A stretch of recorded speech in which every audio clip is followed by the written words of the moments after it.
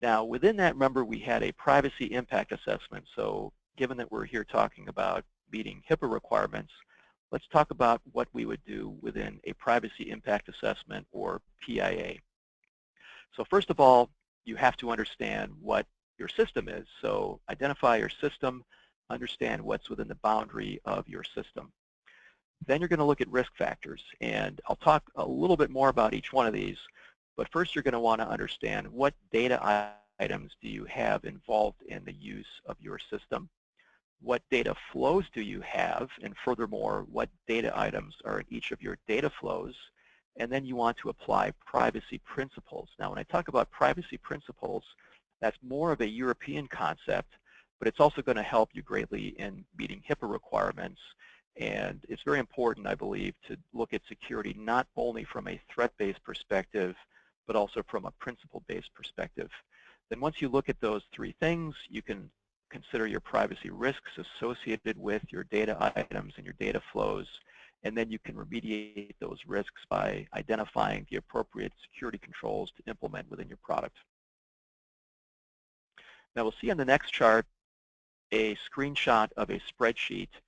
And this is not intended, of course, to go through every line, but this is an example of how you could structure a template to use to identify identifiers that may be collected by, used by, or potentially disclosed by your medical device system.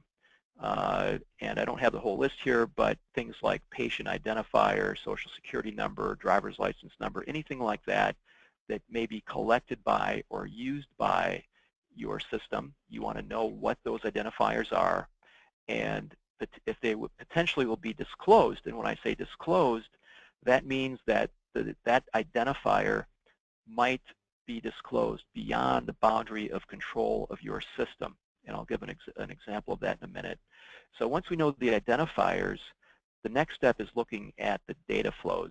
And a good tool for that we'll see on the next slide, which is a data flow diagram. And this shows a data flow diagram of a fictitious product, but it's one that's not too far removed from reality. So when we look at this, we can see that in the middle left section is a medical device and a console that's used to work with it.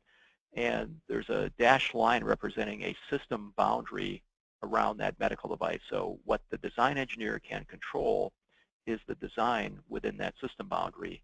Now we are looking at data flows that go outside the system and may also go beyond the organizational boundary of the hospital intranet in this case. And you can see included in this data flow set, and I'm going to go basically clockwise from the top, the first data flow to consider is a data flow to a user. So if you have a display, let's say you have a console with a display, you have a data flow from what is ever in the display to the manual user.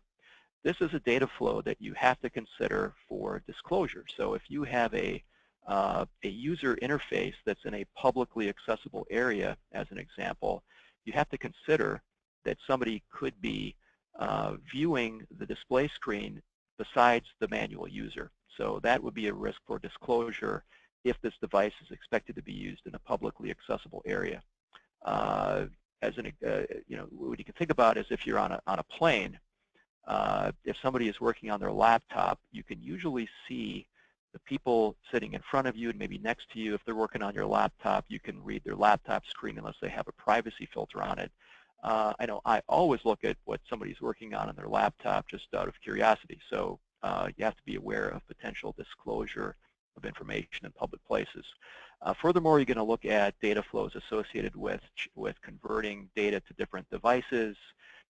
You may have data flows up to the cloud. If you've got data storage in the cloud or in some outside data center, you need to consider all those data flows, and then furthermore consider what type of information is in each one of those data flows and potential for disclosure, or in other words, losing control of that data.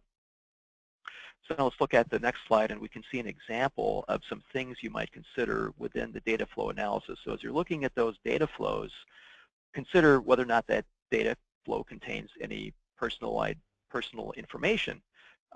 What are the use cases for that data flow? Do you actually need that data flow? Who will have access to the data flow, and so on. So you can structure a set of questions to analyze your data flows, which is going to assist you in applying privacy principles of not collecting any data or putting data in a data flow for which you don't have a well-defined purpose.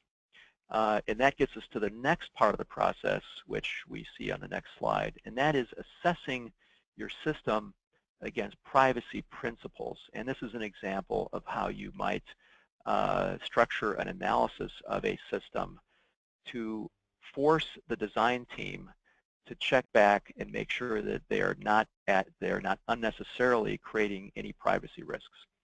And as an example, a good privacy principle to apply is a principle of respect, and that means that you are respecting the privacy rights of individuals to maintain control over their data.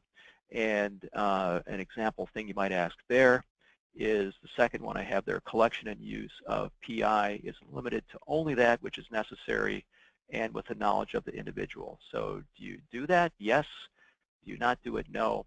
And if the answer is no, you have to consider that potentially as a risk that you might want to take action to remediate or mitigate. Remediate it by applying a security control in the product, or mitigate by advising your users of the device on that risk. Another good one to consider is transparency.